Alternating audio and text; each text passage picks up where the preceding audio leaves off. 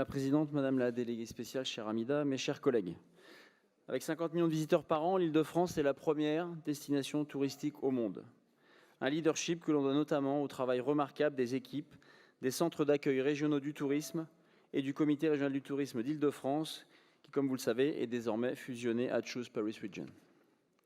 Il était important pour moi de rappeler en préambule, car ce rapport rappelle tous les efforts engagés par notre région avec l'appui de ces deux organismes, pour retrouver les niveaux de fréquentation touristique d'avant-crise sanitaire et pour maintenir l'Île-de-France au premier rang des destinations mondiales.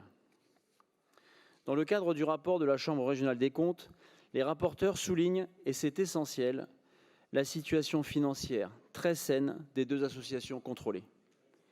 Il est par ailleurs fait état de la gouvernance de la politique du tourisme en Île-de-France et de l'organisation liée aux spécificités de la région capitale.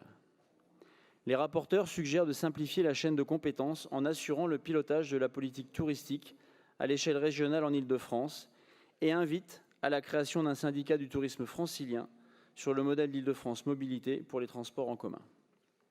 Ces travaux ont donné lieu à une saisine de l'État par le Conseil régional. Nous avons d'ores et déjà œuvré dans ce sens.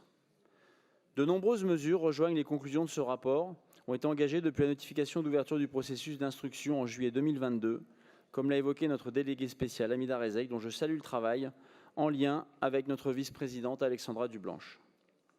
Pour maintenir notre première place au niveau mondial, nous avons su nous adapter en intégrant l'action en faveur du tourisme dans une stratégie plus globale d'attractivité économique qui permet notamment de faire de l'accueil des grands événements sportifs et internationaux un catalyseur économique et de consolider la région en tant que destination d'affaires. Pendant les 2 mois de la Coupe du monde de rugby, avec environ 9 millions de touristes accueillis, la fréquentation touristique en Île-de-France a été en hausse de 7%.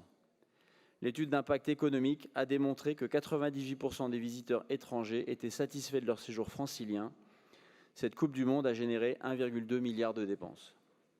Demain, les Jeux olympiques et paralympiques permettront eux aussi de renforcer l'attractivité du territoire francilien sous différents prismes, économiques, touristiques, culturels, sociaux et évidemment sportifs.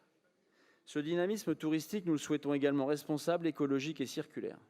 C'est pour cela que je souhaite rappeler l'engagement de la région pour faire évoluer notre offre, garantissant la résilience de l'offre touristique et de loisirs, car les premiers touristes sont les Franciliens et les Français. C'est pour cela que nous accompagnons la transformation digitale de la chaîne touristique pour mieux répondre aux attentes des visiteurs. La région encourage également le développement d'une offre d'hébergement durable. Le tourisme s'inscrit dans la stratégie d'économie circulaire portée par Sophie Deschien, mais aussi dans le cadre du développement du tourisme rural. Nos 4 départements ruraux sont des pépites et disposent d'atouts que la région valorise avec des espaces naturels remarquables, des parcs naturels régionaux, des sites patrimoniaux labellisés d'intérêt régional et nos produits gastronomiques franciliens. Cette ambition pour un tourisme plus durable est le fruit d'un travail concerté avec plus de 650 acteurs du tourisme, privés comme publics, et l'ensemble des collectivités de notre région. Car notre ambition est d'être la première, mais aussi la meilleure destination touristique au monde. Enfin, vous le savez, l'action de la région en faveur du tourisme passe aussi par les transports. Ce mois-ci, nous avons inauguré le projet EOL. Dorénavant, les Franciliens peuvent emprunter le RER E pour aller jusqu'à Nanterre en passant par La Défense et Porte-Maillot. Et d'autres avancées sur les transports et mobilités douces arrivent, notamment le prolongement de la ligne 14 qui sera inaugurée le 24 juin, tout juste 1 mois avant le début des Jeux olympiques et qui desservira l'aéroport d'Orly jusqu'au Stade de France. Cela va changer la vie des touristes qui arrivent à Orly, mais aussi et surtout celle des Franciliens. Nous devons garder cette ambition d'adapter notre politique régionale touristique aux défis du XXIe siècle. Nous sommes à la hauteur des enjeux touristiques de notre région face à une forte concurrence entre les destinations. La région répond à ces enjeux, s'adapte pour apporter des réponses agiles et dynamiques et au plus près des besoins des professionnels et des territoires.